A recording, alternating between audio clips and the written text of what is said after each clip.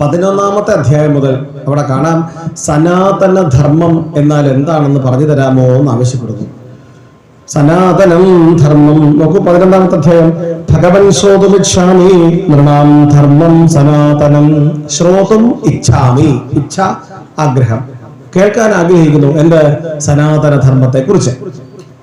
അത് കേൾക്കാനുള്ള ഒരു യോഗ്യത എനിക്കുണ്ടെങ്കിൽ നമുക്ക് എന്തൊരു വിനയം, അത് കേൾക്കാനുള്ള യോഗ്യത എനിക്കുണ്ടെങ്കിൽ അങ്ങ് പറഞ്ഞു തരൂ എന്ന് ആവശ്യപ്പെടുകയാണ്.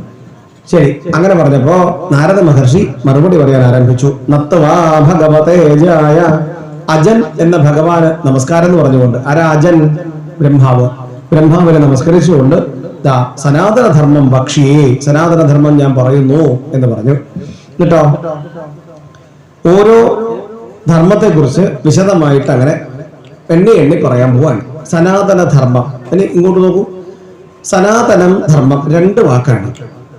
ഈ വാക്ക് നമ്മൾ ധാരാളം കേൾക്കുന്ന ഒരു വാക്കാണ്. ഇപ്പൊ എന്താ ഈ വാക്കിന്റെ അർത്ഥം? സനാതനം എന്ന് പറഞ്ഞാൽ ഒരിക്കലും നശിക്കാത്തത് എന്നാണ് വാക്കിന്റെ അർത്ഥം. സനാതനം, നശിക്കാത്തത്, എപ്പോഴും നിലനിൽക്കുന്നത്. 2-ാമത്തെ വാക്ക് ധർമ്മം എന്നാണ്. എന്താ ധർമ്മം എന്നുള്ള വാക്കിന്റെ അർത്ഥം? ധർമ്മം എന്ന് പറഞ്ഞാൽ പല നിർവചനങ്ങളുണ്ട് ധർമ്മത്തിന്. ഒന്ന്, ശങ്കരാചാര്യര് ഭാഷ്യത്തിൽ പറയും ഇങ്ങനെയാണ് ധർമ്മം എന്ന്. അവിടെ പറയുന്ന വാക്കിതാണ് ജഗതസ്ഥിതി കാരണം പ്രാണിനാം സാക്ഷാത് അഭ്യുദയ നിശ്രയസ ഹേതു സധർമ്മ. നിർവചനമാണ്. എന്താ പറഞ്ഞത്? ജഗതസ്ഥിതി കാരണം, ജഗത്തിന്റെ നിലനിൽപ്പിന് കാരണമായിട്ടുള്ളത്. പ്രാണിനാം സാക്ഷാത് അഭ്യുദയ നിശ്രയസ ഹേതു. പ്രാണി എന്ന് പറഞ്ഞാൽ നമ്മൾ ഓരോരുത്തരും ജീവജാലങ്ങൾ. ജീവജാലങ്ങളുടെ പുരോഗതിക്ക്, ആധ്യാത്മികവും ഭൗതികവുമായ പുരോഗതിക്ക് കാരണമായിട്ടുള്ള മൂല്യങ്ങളാണ് ധർമ്മം എന്ന് പറയുന്നത്. വലിയ വിഷയം, കുറേയുണ്ട് നിർവചനം. ഒരു നിർവചനം ഓർത്ത് വെക്കാം, പക്ഷെ എളുപ്പമുള്ളതാണ്, ബുദ്ധിമുട്ടില്ലാത്ത ഒന്നാണ്. അതിങ്ങനെയാണ്: ദേശകാലോചിതം കർമ്മ ധർമ്മം ഇതി അഭിധീയതേ. ദേശത്തിനും കാലത്തിനും അനുയോജ്യമായ കർമ്മം ഏതെന്നാണോ അതാണ് ധർമ്മം. എളുപ്പമല്ലേ? ബുദ്ധിമുട്ടില്ലല്ലോ, കേൾക്കുമ്പോൾ മനസ്സിലാവുന്നില്ലേ? ഏതാ ദേശം? ഭാരതദേശം. ഏതാ കാലം? ഞാൻ വിദ്യാർത്ഥിയാണ്, അല്ലെങ്കിൽ ഞാൻ അധ്യാപകനാണ്, അല്ലെങ്കിൽ ഞാൻ ഭാര്യയാണ്, അല്ലെങ്കിൽ ഞാൻ ഭർത്താവാണ്. ഇങ്ങനെ ഓരോ സ്ഥലത്ത് ഓരോ സമയത്ത് ഓരോ കർമ്മങ്ങൾ ചെയ്യേണ്ടതായിട്ടുണ്ടാവും. അത് കൃത്യമായി അറിഞ്ഞു ചെയ്യുന്നതാണ് ധർമ്മം. അതിന് വിരുദ്ധമായത് ചെയ്യാതിരിക്കലാണ് ധർമ്മം. അങ്ങനെ വിചാരിക്കണം. അപ്പൊ രണ്ടും കൂടി ചേർത്ത് എന്ത് പറയാം? ഒരിക്കലും നശിക്കാത്ത, എപ്പോഴും നിലനിൽക്കുന്ന മൂല്യങ്ങളാണ് ധർമ്മം എന്ന് വിചാരിക്കാം. സനാതന ധർമ്മം എന്ന് പറഞ്ഞാൽ അതാണ്. അതൊരു മതമല്ല, അതൊരു ആശയ സംഹിതയാണ്. Eternal values for changing life എന്ന് പറയും. മാറിക്കൊണ്ടിരിക്കുന്ന ലോകത്തിന് മാറാത്ത അനശ്വരമായ ശാശ്വതങ്ങളായ മൂല്യങ്ങളാണ് സനാതന ധർമ്മം എന്ന് മനസ്സിലാക്കണം.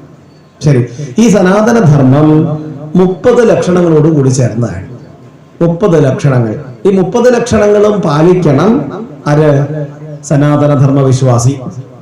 നമ്മളെ 30 എണ്ണം പാലിക്കണം. നോക്കാം, പാലിക്കുവോ? ബുദ്ധിമുട്ടാണ്. അതുകൊണ്ടാണ്, വളരെ ബുദ്ധിമുട്ടാണ്. എങ്കിലും ഇത് സാധിച്ചില്ലെങ്കിലും പാലിക്കാനും പറ്റിയില്ലെങ്കിൽ പോലും കേൾക്കുന്നതേ സന്തോഷം. നോക്കാം. 1-ാമത്തേത് ശ്ലോകം 8 മുതലാണ്. 8-ാമത്തെ ശ്ലോകം മുതൽ നോക്കിയാൽ അവിടെ കാണാം: സത്യം, ദയാ, തപസ്, ശൗചം, തിതിക്ഷ, ഈക്ഷ, ശമം, ദമം, അഹിംസ, ബ്രഹ്മചര്യം, ത്യാഗം, സ്വാധ്യായം, ആർജവം. ഇങ്ങനെ 30 എണ്ണാണ്. ഈ 30 എണ്ണത്തെ കുറിച്ച് ഒരു 5 മിനിറ്റ് ഒന്നിനെ കുറിച്ച് പറയാൻ എത്ര സമയം വേണം? ഒന്നിനെ കുറിച്ച് 5 മിനിറ്റ് പറയാൻ പോയപ്പോൾ എത്ര സമയം വേണം? അതാ ഞാൻ പറഞ്ഞത്, വീടില്ല. ശരി, സമയത്തിന് ശേഷം നോക്കാം. 1-ാമത്തേത് സത്യം. സത്യം എപ്പോഴും പാലിക്കണം. വേദത്തിലെ പ്രസിദ്ധമായിട്ടൊരു വാക്യമാണ് സത്യം വദ. സത്യമാണ് പറയേണ്ടത്, അസത്യം ഒരിക്കലും പറയരുതേ എന്ന് പ്രസിദ്ധമായിട്ടുള്ള വാക്കാണ്. ആരാണോ അസത്യം പറയുന്നത് അവൻ വേരോടുകൂടി ഉണങ്ങിപ്പോകുന്നതാണ്. ആരാണോ അസത്യം പറയുന്നത് അവൻ വേരോടുകൂടി ഉണങ്ങിപ്പോകും. ഇതൊക്കെയാണ് വാക്ക്. ഇതിപ്പോ ആർക്കാ അറിയാത്തത് സത്യം പറയണമെന്നുള്ള കാര്യം? ലോകത്താദ്യമായിട്ട് ഞാനാണ് പറയുന്നത്. എത്രയോ പേര് പറയുന്നില്ലേ? എത്ര കാലമായിട്ട് ആൾക്കാർ പറഞ്ഞുകൊണ്ടിരിക്കുന്നു. എന്നിട്ടും ആൾക്കാർ എന്താ സത്യം പറയാത്തത്? അഥവാ അസത്യം പറഞ്ഞു പോകുന്നത്?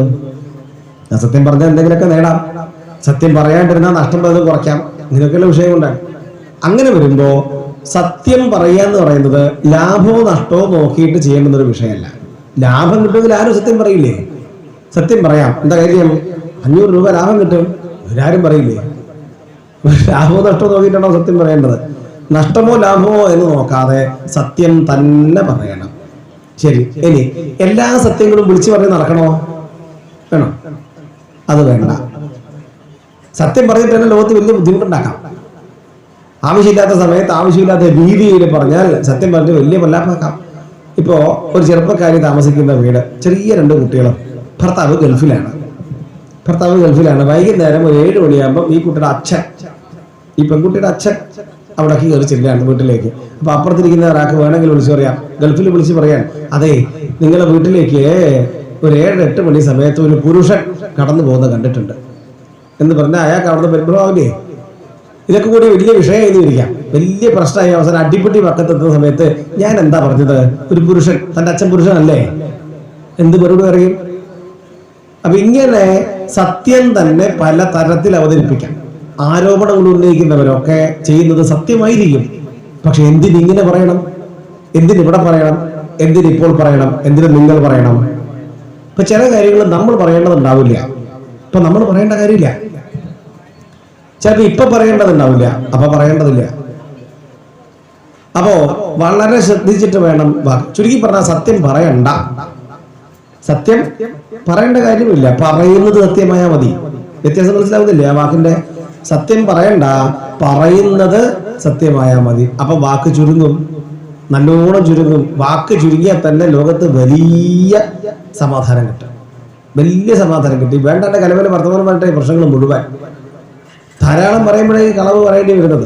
അപ്പൊ അതുകൊണ്ട് സത്യം പറയാന്ന് പറഞ്ഞാൽ നല്ലോണം ആലോചിച്ച് നന്നായി ചിന്തിച്ചിട്ട് വേണം പറയാൻ ഓരോ വാക്കും. ചിലർക്കൊന്നും ആലോചന പോലും ഇല്ല, പറഞ്ഞു കഴിഞ്ഞിട്ട് ആലോചിക്കുന്ന പലതും. അത് ബുദ്ധിമുട്ടാണ്, അങ്ങനെ ചെയ്യരുത്.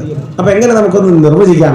നോക്കൂ, പറയേണ്ട വാക്ക്, പറയേണ്ട വ്യക്തി, പറയേണ്ട സമയത്ത് കേൾക്കുന്ന വ്യക്തി ശ്രദ്ധിച്ചിരിക്കുമ്പോ പറയേണ്ടതുപോലെ പറയണം. അപ്പോഴേ സത്യം കൊണ്ട് പ്രയോജനമുണ്ട്. ഇല്ലേ ബുദ്ധിമുട്ടാണ്. ഞാൻ പറഞ്ഞു എന്ന് പറഞ്ഞിട്ട് നമ്മൾ സാങ്കേതികമായിട്ട് പറഞ്ഞു എന്ന് പറയും. അയാളിപ്പോ ശ്രദ്ധിച്ചിട്ടുണ്ടാവില്ല, അയാൾ ശ്രദ്ധിക്കുന്നില്ല എന്ന് മനസ്സിലാക്കിയിട്ടാണ് പറയുക. അപ്പൊ പറഞ്ഞു, കണ്ടിട്ടില്ലേ മഹാഭാരതത്തിൽ അശ്വത്ഥാമാവ് കൊല്ലപ്പെട്ടു എന്നുള്ള കളവ് പറഞ്ഞ കാര്യം? ടെക്നിക്കലി ഓക്കെയാണ്, സാങ്കേതികമായിട്ട് സത്യമാണ് പറഞ്ഞത്. പക്ഷെ അതുകൊണ്ട് പ്രയോജനം എന്തുണ്ടായി? അപ്പൊ ഇതാണ് വിഷയം. അതുകൊണ്ട് സത്യം പറയാന്ന് പറഞ്ഞാൽ പറയുന്നവർക്ക് വലിയ ബാധ്യതയുണ്ട്, നല്ല ബാധ്യതയുണ്ട്, നല്ല ഉത്തരവാദിത്തമുണ്ട്, നല്ല ധർമ്മബോധം ഉണ്ടായിരിക്കണം, എന്നാലേ സത്യം പറയാൻ പറ്റൂ. അതുകൊണ്ടാണ് കടമ്പനിട്ട പാടുന്നുണ്ട്, നല്ല വാക്കോതുവാൻ ത്രാണിയുണ്ടാവണം, സത്യം പറയുവാൻ ശക്തിയുണ്ടാവണം. ശക്തന്മാർക്ക് സത്യം പറയാൻ പറ്റൂ. കാരണം നമ്മൾ ലാഭവും നഷ്ടവും നോക്കിയിട്ട് സത്യം പറയുന്നവരാ. ലാഭവും നഷ്ടവും നോക്കിയിട്ട് നമ്മൾ പറയുക. ആ കൂടുതൽ അഭിപ്രായം എന്താണോ, അല്ലെങ്കിൽ ഭൂരിപക്ഷത്തിന്റെ അഭിപ്രായം എന്താണോ അതിന്റെ കൂടെ അങ്ങ് നിൽക്കാം എന്ന് വിചാരിക്കുന്നവരാണ് പലപ്പോഴും നമ്മൾ. അങ്ങനെയാകുമ്പോഴാണ് ബുദ്ധിമുട്ട്. അപ്പൊ എന്ത് ചെയ്യണം? സത്യം പറയണം, സത്യമേ പറയാവൂ. എല്ലാ സത്യങ്ങളും വിളിച്ച് പറഞ്ഞ് നടക്കുകയും വേണ്ട, എപ്പോഴും ഓർമ്മിക്കേണ്ടതാണ്. അങ്ങനെയാണെങ്കിൽ നോക്കൂ, ഒരു കാര്യം കൂടി പറഞ്ഞു നിർത്താം. വിവേകാനന്ദ സ്വാമി പറഞ്ഞൊരു വാക്യമുണ്ട്, 12 വർഷം നമ്മൾ സത്യം മാത്രം പറയുകയാണെങ്കിൽ 12ാമത്തെ വർഷം മുതൽ നമ്മൾ പറയുന്നതൊക്കെയും സത്യമായി തീരുന്ന. 12 വർഷം മുതൽ 12 ദിവസം സത്യം മാത്രം പറഞ്ഞിരിക്കാൻ പറ്റുമെന്നുള്ളത് വേറെ വിഷയം. കാരണം നമുക്ക് ധൈര്യം പോരാതാണ്, നമുക്ക് ധൈര്യം വരില്ല, അതാണ് കാര്യം. അപ്പൊ ശ്രമിച്ചു നോക്കാം. ശരി, ഏതായാലും അടുത്തത് ദയ. ദയ എന്ന് പറഞ്ഞാൽ എന്താണ്? യഥാർത്ഥത്തിൽ നമുക്ക് ആരോടാണ് ദയ കാണിക്കാനുള്ളത്? കാരണം എല്ലാം ഭഗവാന്റെ ഇച്ഛയ്ക്കനുസരിച്ച് ഭഗവാന്റെ ചൈതന്യം സമ്പൂർണമായിട്ടുള്ളതാണ് ഈ ലോകത്തുള്ള എല്ലാം. അങ്ങനെ വരുമ്പം ദയ തോന്നുമ്പോ ദയ അർഹിക്കുന്നവനൊന്ന്, ദയ കാണിക്കേണ്ടവൻ ഞാൻ, ഈ ഒരു ബോധമില്ലേ? അങ്ങനെ വല്ലതും ഉണ്ടോ? ഉച്ചനീചത്വം ഒന്നുമില്ല യഥാർത്ഥത്തിൽ. അങ്ങനെ വരുമ്പം ആരോട് ദയ കാണിക്കാൻ പറ്റും?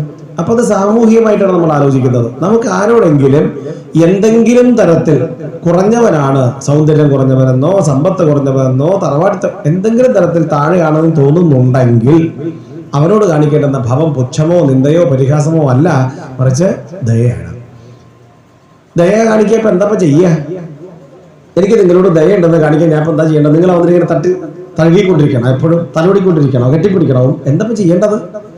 ഒന്നും ചെയ്യണമെന്നില്ല, മനസ്സിൽ ഈ ഭാവം ഉണ്ടായാൽ മതി, അത്രമാത്രം. അല്ലാണ്ട് എന്തെങ്കിലും എപ്പോഴും ഇങ്ങനെ കൊടുത്തോണ്ടിരിക്കണം, എപ്പോഴും ഇങ്ങനെ സൂചിപ്പിച്ച് ഒന്നും വേണമെന്നില്ല. നമ്മുടെ ഉള്ളിൽ ദയ എന്നുള്ള ഭാവം ഉണ്ടെങ്കിൽ ആ ഹിംസ എന്നുള്ള ഭാവം മനസ്സിലില്ലെങ്കിൽ സന്തോഷമായിട്ട് അങ്ങനെ മുന്നോട്ട് പോകാൻ പറ്റും. കാരണം അവരെ നിന്ദിക്കില്ല, അവരെ ഉപദ്രവിക്കില്ല, അവരെ പുച്ഛിക്കില്ല, അവരെ പരിഹസിക്കില്ല. അപ്പൊ അതെപ്പോഴും ശീലിക്കണം. ആലോചിക്കേണ്ട വിഷയം ഇതാണ്. പഞ്ചഭൂതമാണ് ഞാൻ. എൻ്റെ ഉള്ളിലുള്ളത് പഞ്ചഭൂതമാണ്. നിങ്ങളുടെ ഓരോരുത്തരുടെ ഉള്ളിലുള്ളതും പഞ്ചഭൂതമാണ്. ഈ കാണുന്ന പ്രകൃതിയുള്ള സമസ്ത പ്രപഞ്ച പ്രതിഭാസങ്ങളും പഞ്ചഭൂതങ്ങളാണ്. ആറാമതൊരു ഭൂതമില്ല. പിന്നെ എന്തിനെ ബഹുമാനിക്കണം, എന്തിനെ നിന്ദിക്കണം? എന്തിനെ ബഹുമാനിക്കേണ്ടത്, എന്തിനെ നിന്ദിക്കേണ്ടത്? എല്ലാം തുല്യം ആണ്. അതാണ് വിഷയം. അത്യുന്നതമായ ചിന്താപദ്ധതിയാണത്. അങ്ങനെ വരുമ്പം ആരോടും ദയ തോന്നിക്കേണ്ട വിഷയമില്ല. പക്ഷെ സാമൂഹികമായിട്ട് നമുക്ക് തോന്നുന്നു ചിലർ താഴെയാണ്, ചിലർ മേലെയാണ്, ചില സമ്പത്തില്ലാത്ത രോഗികൾ, ഇങ്ങനെയൊക്കെ ഉണ്ട്. അങ്ങനെ ഉണ്ടെങ്കിൽ ദയ തോന്നേണ്ടതാണെന്ന് അർത്ഥം. പിന്നെ തപസ്, എല്ലാവരും തപസ് ചെയ്യണം. എല്ലാവരും തപസ് ചെയ്യേണ്ടവരാണ്. എന്താ തപസ് എന്നുള്ള വാക്കിന്റെ അർത്ഥം? തപസ് എന്ന് കേൾക്കുമ്പോഴത്തേക്കും നമ്മുടെ വിചാരം എന്താണ്? ഒരു കാല് പൊക്കി മറ്റേ കാലം ഇങ്ങനെ പൊക്കി പിടിച്ച് ഇങ്ങനെ കൈയൊക്കെ കൂപ്പി നിൽക്കുന്നതാണ് തപസ് എന്ന് വിചാരിക്കും. തീ കൂട്ടി അതിന്റെ നടുക്ക് പോയി നിൽക്കുകയാണ് തപസ് എന്ന് വിചാരിക്കും. കാരണം സീരിയലും നാടകത്തിലും ഒക്കെ നമ്മളിത് കണ്ട് ശീലിച്ചിരിക്കുന്നത് അതാണ്. തപസ് എന്നുള്ള വാക്കിന്റെ നിർവചനം എങ്ങനെയാണ്? മനസശ്ച ഇന്ദ്രിയാണാം ച ഐകാഗ്ര്യം പരമം തപ.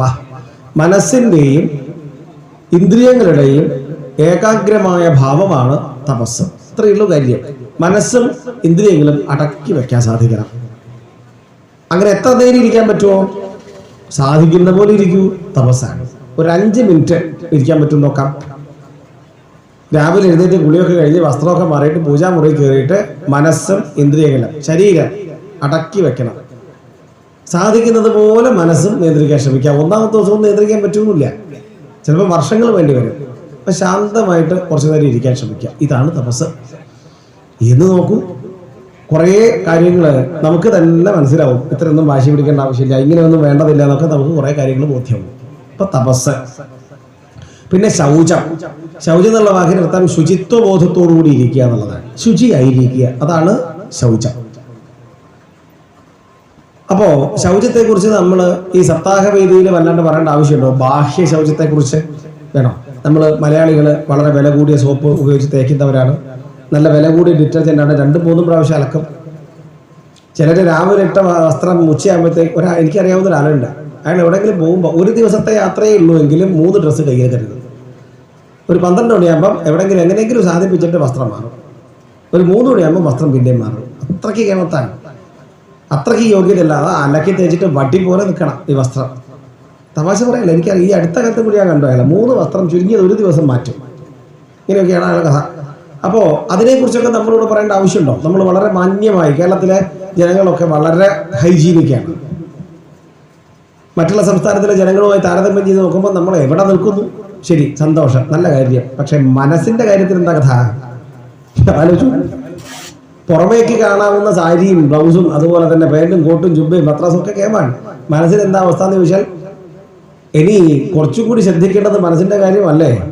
വസ്ത്രത്തിലോ ഇപ്പോൾ സാരിയിലോ ഷർട്ടിലോ ഉള്ളത് വേറൊരാൾക്ക് പറഞ്ഞു തരാൻ പറ്റും. നോക്കൂ, നിങ്ങളുടെ ഷർട്ടിൽ എന്തോ ഒരു മണ്ണ് പൊട്ടി കിടക്കുന്നു, തട്ടി കളയാം, കഴുകി കളയാം, ഇനി ഇല്ലെങ്കിൽ പോയിട്ട് അലക്കിയെടുക്കാം. ഇനി അതല്ല, ആ ഷർട്ട് വലിച്ച് എറിഞ്ഞേക്കാം, വേറെ ഷർട്ട് വാങ്ങാം. മനസ്സിന്റെ കാര്യത്തിൽ എന്ത് ചെയ്യും? ഇത് വേറൊരാൾക്ക് പറഞ്ഞു തരാൻ പറ്റുമോ? അത് നിങ്ങളുടെ ഉള്ളിൽ അത് ആ മൂലയ്ക്ക് അസൂയുണ്ട് കേട്ടോ, അടുത്ത് പറ്റൂ, പറയാൻ പറ്റുമോ? വേറെ ആളെ മനസ്സ് എങ്ങനെ കാണാൻ പറ്റും? അവനവന് ഇനിയിപ്പോൾ അസൂയ എനിക്കുണ്ടെങ്കിൽ എനിക്കത് മനസ്സിലാവണ്ടേ? നല്ലോണം ശ്രദ്ധിക്കൂ. അതായത് ഞാൻ കുറച്ച് മോശമായിട്ടുള്ള വാക്ക് പറയുന്ന ഒരാളാണെന്ന് എനിക്ക് ആദ്യം ബോധ്യമുണ്ടേ. ഞാൻ പറയുന്ന വാക്ക് വേറൊരാൾക്ക് വേദനിക്കുന്നുണ്ട് എന്ന് എനിക്ക് ബോധ്യമുണ്ടേ. ആ ബോധ്യം പോലും ഉണ്ടാവുന്നില്ല. ഞാനിപ്പോൾ വല്ല തെറ്റും ചെയ്തോ? ഇതാണ് വിചാരം. ഒരാളെ കുറിച്ച് ഒരു ഉയർന്നു വരുന്ന ഒരാളെ കുറിച്ച് എൻ്റെ ഉള്ളിൽ അസൂയ ഉണ്ടെന്ന് വിചാരിക്കുക. അതിപ്പോൾ ആർക്കായില്ലാത്ത എല്ലാവർക്കും ഉണ്ടാവില്ലേ അസൂയ? കണ്ടില്ല. അപ്പം ഇതെങ്ങനെ തിരിച്ചറിയും? എനിക്ക് ഈ പ്രശ്നം ഉണ്ടെന്ന് ആദ്യം നമ്മൾ നിരീക്ഷിച്ച് മനസ്സിലാക്കണ്ടേ, എന്നിട്ടത് കുറയ്ക്കാൻ ശ്രമിക്കണ്ടേ? നമ്മളെന്താ ചെയ്യുക? നമ്മൾ അസൂയ എന്ന് പറയുമ്പോഴത്തേക്കും ഇവിടെ ഇരിക്കുന്ന ഓരോരുത്തരും ആലോചിച്ചു, അസൂയ എന്ന് പറയുമ്പോൾ നമ്മുടെ ഉള്ളിൽ അസൂയയെ കുറിച്ചാണോ പറയുന്നത്, അല്ലെങ്കിൽ വേറൊരാൾ നമ്മളോട് കാണിക്കുന്ന അസൂയെ കുറിച്ചാണോ ചിന്ത വരുന്നത്? ഏതാ ചിന്ത വരുന്നത്? എൻ്റെ ഉള്ളിലുള്ള അസൂയ. എനിക്കുണ്ടോ അസൂയ? എനിക്കുണ്ടോ? അല്ല അസൂയ. ആർക്കാ? എന്നോട് ഇങ്ങോട്ട് അസൂയ കാണിക്കുന്ന എത്ര ആൾക്കാരുണ്ട്? ഇതല്ലേ നമ്മുടെ വിചാരം? ഇതാണ് പ്രശ്നം. പണ്ടൊരു അമ്മ പറഞ്ഞിട്ടുണ്ടായിരുന്നു, എന്തോ ഒരു അപകടം പറ്റി കിടക്കുകയാണ്, പൊള്ളിയിട്ട് ആ സകലം പൊള്ളിയിട്ട് ഇങ്ങനെ കിടക്കുകയാണ് മെഡിക്കൽ കോളേജിൽ. ഒരു സ്വാമിജി ഉണ്ട്. സ്വാമിജി പോയി, സ്വാമിജിയുടെ വലിയ അടുത്ത ബന്ധുവാണ്. സ്വാമിജി പോയി കണ്ടാൽ കണ്ടപ്പോൾ ഈ സ്വാമിജിയോട് ഈ അമ്മ പറയുകയാണ്, ഞാൻ എന്ത് തെറ്റ് ചെയ്തു സ്വാമിജി? കണ്ടില്ലേ എൻ്റെ അവസ്ഥ, എന്ത് തെറ്റ് ഞാൻ ചെയ്തു എന്ന് ഇങ്ങനെ പറഞ്ഞ് കരഞ്ഞു. ഈ സ്ത്രീ ചെയ്തതെന്നറിയാം. സ്വാമിജി പിന്നീട് ഞങ്ങളോട് പറഞ്ഞാൽ ഈ സ്ത്രീയുടെ കുട്ടിക്കാലത്തെ സ്വഭാവം എന്താ വെച്ചാൽ പപ്പടം കാച്ചിയ വെളിച്ചെണ്ണ, തിളച്ച വെളിച്ചെണ്ണ പൂച്ചയുടെ മേലൊക്കെ കോരി ഒഴിക്കുക. ഇങ്ങനെയൊക്കെ ചെയ്ത സ്ത്രീ സ്വാമിജി പറഞ്ഞതാണ്. ഇങ്ങനെയൊക്കെ ചെയ്ത ഒരാളാണ്. പക്ഷെ ഇതൊന്നും ഓർമ്മയില്ല. അതൊക്കെ ഒരു രസം. കാരണം പൂച്ചയും കൊണ്ട് ചീത്ത വിളിക്കുന്നില്ലല്ലോ. പൂച്ചയ്ക്ക് ആരോടും പോയി പറഞ്ഞ് കേസ് കൊടുക്കൂല. എന്തും ചെയ്യാം. എന്നെ കണ്ടും താഴ്ന്ന ജീവിയാണ്.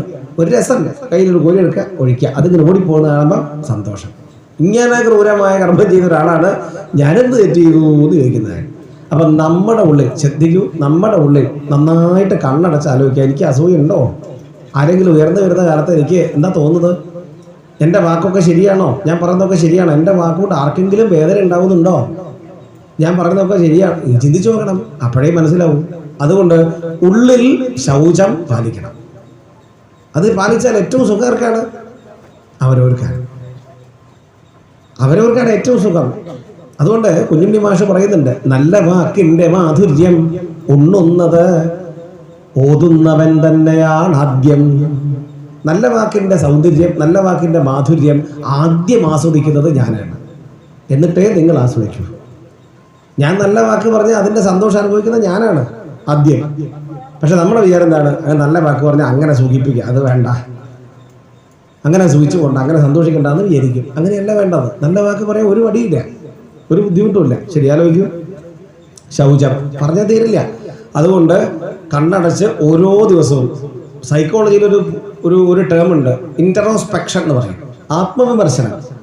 നമ്മളെ തന്നെ നമ്മൾ ആലോചിച്ച് നോക്കണം, ഞാൻ ചെയ്യുന്നതൊക്കെ ശരിയാണോ? ഞാൻ ഇന്ന് രാവിലെ ഉണർന്നതുപോലെ എത്ര പേരെ കണ്ടു, എത്ര പേര് അവരോട് ഞാൻ എങ്ങനെ പെരുമാറി, എങ്ങനെ വാക്ക് പറഞ്ഞു, എന്തൊക്കെ ചെയ്തു, എന്തെങ്കിലും തെറ്റെന്ന് വന്നു പോയോ? ആരോടും പറയണ്ട, തുറന്ന് ഒരാളോടും പുറത്തേക്ക് പറയണ്ട, ഉള്ളിൽ തന്നെ ആലോചിക്കാം. അങ്ങനെ ആലോചിച്ച് കഴിഞ്ഞാൽ ചിലർക്ക് തീരുമാനം, പറഞ്ഞത് മോശമായി പോയി ഞാൻ എന്ന് വിചാരിക്കാം. അങ്ങനെ വിചാരിച്ചിട്ട് ഇനി ഞാനത് ചെയ്യില്ലെന്ന് വിചാരിക്കാം. ഇങ്ങനെയൊക്കെയാണ് നമ്മൾ ഉയർന്നു വരിക. അങ്ങനെ ഉയർന്നു വരാൻ ശ്രമിക്കുക. ഇതാണ് ശൗചം. ഇനി പറയാൻ പോകുന്നത് പുസ്തകമുള്ളവർക്ക് നോക്കാം. പേജ് നമ്പർ 605, 605, ഒന്നാമത്തെ വള്ളിയം. അതിനടുത്തതായിട്ട് പറയുന്നത് തിതിക്ഷ ആണ്. തിതിക്ഷ കേട്ടിട്ടുണ്ടോ അങ്ങനെ ഒരു വാക്ക്? തിതിക്ഷ വിവേക ചൂടാമണി എന്ന ഗ്രന്ഥത്തിൽ ശങ്കരാചാര്യർ നിർവചിക്കുന്നുണ്ട് ഈ തിതിക്ഷ എന്നുള്ള വാക്കിനെ. അതെങ്ങനെയാണ്? സഹനം സർവദുഃഖാനാം അപ്രതികാരപൂർവകം ചിന്താവിലാപരഹിതം സാ തിതിക്ഷ നിഗദ്യതേ എന്നാണ്. വലിയൊരു ഗുണമാണ്, മാനസികമായ ഗുണമാണ് തിതിക്ഷ. അർത്ഥം സഹനം സർവദുഃഖാനാം, സർവദുഃഖാനാം സഹനം, എല്ലാ ദുഃഖങ്ങളും സഹിക്കുക. എങ്ങനെ സഹിക്കുക? എല്ലാ ദുഃഖങ്ങളും സഹിക്കുക എന്നുള്ളത് പ്രത്യേകിച്ച് പറയേണ്ട ആവശ്യമില്ല. നമ്മളൊക്കെ സഹിക്കും. നമ്മൾ പറയും സഹിക്കാൻ പറ്റുന്നില്ല, ഞാനായതുകൊണ്ടാണ് സഹിച്ചതെന്നൊക്കെ പറയും. കഴിഞ്ഞ ആഴ്ച എനിക്കൊരു തലവേദന വന്നതായിരുന്നു, ഞാനായതുകൊണ്ടാണ് സഹിച്ചത്. വേറെ വല്ലവരാണ് എന്ത് ചെയ്യും? തലവേദന വന്നാൽ വേറെ വല്ലവരാണെങ്കിൽ ഇവിടെ തലവേദന ഇങ്ങനെ ഉരുട്ടി അങ്ങ് എറിഞ്ഞാലേ പറ്റുമോ? ആരായാലും സഹിക്കുകയാണ്. ഏതൊരാളും സഹിക്കും, എന്തും സഹിക്കും. പക്ഷെ സഹിക്കുന്നതിൻ്റെ സമയത്തുള്ള മാനസികാവസ്ഥ എന്തെന്നുള്ളതാണ് വിഷയം. അതുകൊണ്ടാണ് ഇവിടെ പറയുക, സഹനം സർവദുഃഖാനാം അപ്രതികാരപൂർവകം, പ്രതികാര ചിന്തയില്ലാതെ സഹിക്കലാണ് തിതിക്ഷ. കഴിഞ്ഞില്ല, ഒന്നുകൂടി പറഞ്ഞു, ചിന്താവിലാപരഹിതം, ചിന്തിച്ച് വിലപിക്കാതിരിക്കുക. അപ്പം എന്ന് പറഞ്ഞാൽ എന്തെങ്കിലും ഒരു ദുഃഖം വന്നു കഴിഞ്ഞാൽ ചിന്തിച്ച് വിഷമിക്കരുത്, പ്രതികാരം ചെയ്യണമെന്നുള്ള വിചാരം ഉണ്ടാവരുത്. ഇങ്ങനെയുള്ള സഹനമാണ് തിതിക്ഷ. അങ്ങനെ സഹിക്കാൻ പറ്റുമോ? പറ്റുമെങ്കിൽ അതാണ് തിതിക്ഷ. എല്ലാവരും അങ്ങനെ സഹിക്കണമെന്ന് നിർബന്ധമായിട്ട് പറയുന്നതല്ല. അങ്ങനെ സഹിക്കാൻ പറ്റുമെങ്കിൽ അതാണ് തിതിക്ഷ. അപ്പോൾ എന്തെങ്കിലും ഒരു വിഷയം വന്നു കഴിഞ്ഞാൽ ഇവനാണ് അതിൻ്റെ കാരണം, ഇവളാണ് അതിൻ്റെ കാരണം എന്ന് വിചാരിക്കരുത്. നമ്മൾ നേരത്തെ പറഞ്ഞുകൊണ്ടിരിക്കുകയാണ്, ഏതൊരു ദുഃഖത്തിൻ്റെയും അടിസ്ഥാനപരമായ കാരണം ഞാനുണ്ട് എന്നുള്ളതാണ്. ഞാനില്ലെങ്കിൽ എനിക്ക് ദുഃഖമില്ല, ഞാനുണ്ട്, അതാണ് ദുഃഖത്തിൻ്റെ ഒരു കാരണം. അപ്പോൾ അതുകൊണ്ട് അതാണ് തിതിക്ഷ. ശമം, ദമം, അടുത്ത രണ്ട് വാക്കുകളാണ് പറഞ്ഞു വരുന്നത്. സനാതനധർമ്മ വിശ്വാസി നിർബന്ധമായും പാലിക്കേണ്ടുന്ന 30 ലക്ഷണങ്ങളാണ് പറഞ്ഞു വരുന്നത്. ശമം, ദമം. ശമം എന്ന് പറഞ്ഞാൽ മാനസികവും ശാരീരികവുമായിട്ടുള്ള അച്ചടക്കമാണ് ശമം, ദമം. അതായത് ശരീരത്തെ അടക്കി വയ്ക്കാൻ പറ്റാത്ത ഒരാൾക്ക് മനസ്സിനെ അടക്കി വയ്ക്കാൻ, ചിന്തിക്കാൻ പറ്റില്ല. അപ്പോൾ ആദ്യം എന്ത് ചെയ്യണം? കാണാൻ പറ്റുന്ന, തൊടാൻ പറ്റുന്ന സ്ഥൂലമായ ശരീരത്തെ അടക്കി വയ്ക്കാൻ സാധിക്കണം. കയ്യും കാലും കണ്ണും മൂക്കൊക്കെ ഒന്ന് അടക്കി വയ്ക്കാം. അതാണ് ദമം. അത് കഴിഞ്ഞാൽ ശമം. അത് രണ്ടും പാലിക്കേണ്ടതാണെന്ന് പറഞ്ഞു. പിന്നെ അഹിംസ. അഹിംസ എന്നുള്ള വാക്കിൻ്റെ അർത്ഥം നോൺ വയലൻസ്. എന്താ വാക്കിൻ്റെ അർത്ഥം? ഒന്നിനെയും ഹിംസിക്കാതിരിക്കുക. ഇതാണ് അഹിംസ. അപ്പോൾ അത് മാത്രം അറിഞ്ഞാൽ മതിയോ ശരിക്കും? അഹിംസ എന്ന് പറഞ്ഞ വാക്കിൻ്റെ അർത്ഥം. അപ്പോൾ അഹിംസ ഒരാൾക്കുണ്ട് എന്ന് എങ്ങനെ മനസ്സിലാവും? ഒരാൾ അഹിംസാവാദിയാണ് എന്നെങ്ങനെ മനസ്സിലാവും? അപ്പോൾ അയാളുടെ ഉള്ളിൽ സ്നേഹമുണ്ടെങ്കിൽ അഹിംസയുണ്ട്, സ്നേഹമില്ലെങ്കിൽ ഹിംസയുണ്ട്. അതായത് സ്നേഹം എന്ന വാക്കും ഹിംസ എന്ന വാക്കും രണ്ടും വിപരീത അർത്ഥത്തിലാണ്. സ്നേഹമുണ്ടോ അഹിംസയാണ്, സ്നേഹമില്ലേ ഹിംസയാണ്. സ്നേഹമില്ലാത്തതുകൊണ്ടാണ് ഹിംസ ഉണ്ടാകുന്നത്. അപ്പോൾ അഹിംസ എന്നുള്ള വാക്കിന് എന്തെങ്കിലും ഒരു അക്രമം ചെയ്യാതിരുന്നു എന്നതുകൊണ്ട് മാത്രം അഹിംസയാവുന്നില്ല. അത് അഹിംസയാവണമെങ്കിൽ എന്തും കൂടി വേണം, സ്നേഹം ഉണ്ടായിരിക്കണം. മനസ്സിലായില്ല? അഹിംസ എന്ന് പറഞ്ഞാൽ, ഇപ്പോൾ ഹിംസ എന്ന് പറഞ്ഞാൽ വാക്കുകൊണ്ടും ശരീരം കൊണ്ടും മനസ്സുകൊണ്ടുപോലുമുള്ള ഹിംസയിൽ നിന്ന് മാറി നിൽക്കാനാണ്. ഇപ്പം പലരും മനസ്സിൽ പല ഹിംസയും കൊണ്ട് നടക്കും, ശരീരം കൊണ്ടും വാക്കുകൊണ്ടും നിവൃത്തിയില്ലാത്തതുകൊണ്ടാണ് ചെയ്യാത്തത്. എന്തൊക്കെ ഒന്ന് പോയി പറഞ്ഞാൽ 100 ഇങ്ങോട്ട് പറയുന്നില്ല, പേടി കൊണ്ട് പറയുന്നില്ല. അടിച്ചാൽ ഇങ്ങോട്ട് അടി കിട്ടുന്നില്ല, പേടി കൊണ്ട് അടിക്കുന്നില്ല. മനസ്സിൽ എന്തൊക്കെ ഹിംസ ഉണ്ടായിരിക്കും. അപ്പം മാനസികമായ, ശാരീരികമായ, വാചികമായ എല്ലാ അക്രമ പ്രവൃത്തികളിൽ നിന്നും മാറി നിൽക്കണം. അതാണ് അഹിംസ. അങ്ങനെ അഹിംസ ഉണ്ടാവണമെങ്കിൽ എന്ത് വേണം? സ്നേഹം വേണം. അതാണ് പറഞ്ഞത്.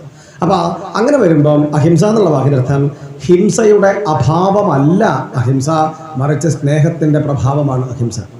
സ്നേഹം ഉണ്ടാവലാണ് അഹിംസ. അഹിംസ സമം സ്നേഹം. ഇനി ഈ അഹിംസ പ്രകടിപ്പിക്കുന്നത് പ്രത്യേകിച്ച് ഒന്നും ചെയ്യേണ്ട ആവശ്യമില്ല. അഹിംസ സ്വാഭാവികമായിട്ട് പുറത്ത് വരും. മനസ്സിൽ ഹിംസ ഇല്ലെങ്കിൽ, മനസ്സിൽ സ്നേഹം ഉണ്ടെങ്കിൽ എന്ത് ചെയ്യാം? ഇത് പുറത്തേക്ക് വരും. ഇനി എന്താണ് സ്നേഹം? സ്നേഹം എന്നാൽ എന്താണ്? കാമം എന്താണ്? പ്രേമം എന്താണ്? ഇതൊക്കെ ഒരേ അർത്ഥമാണോ? ഒന്നും തന്നെയാണോ ഇതൊക്കെ? തീർച്ചയായിട്ടും അല്ല. കാമം എന്ന് പറഞ്ഞാൽ എനിക്കിഷ്ടമുള്ളതുപോലെ എന്തെങ്കിലുമൊക്കെ ചെയ്ത് കിട്ടുക എന്ന പ്രതീക്ഷയാണ് കാമം. എനിക്കിഷ്ടമുള്ളതുപോലെ ഞാൻ വിളിക്കുമ്പോഴേക്കും ഫോൺ എടുക്കണം, ഞാൻ മെസ്സേജ് അയച്ചാൽ അപ്പം നോക്കി റിപ്ലൈ കിട്ടണം. ഇതൊക്കെയാണ് കാമത്തിൻ്റെ വിഷയം. സ്നേഹം എന്ന് പറഞ്ഞാൽ എന്തേ ഉള്ളൂ?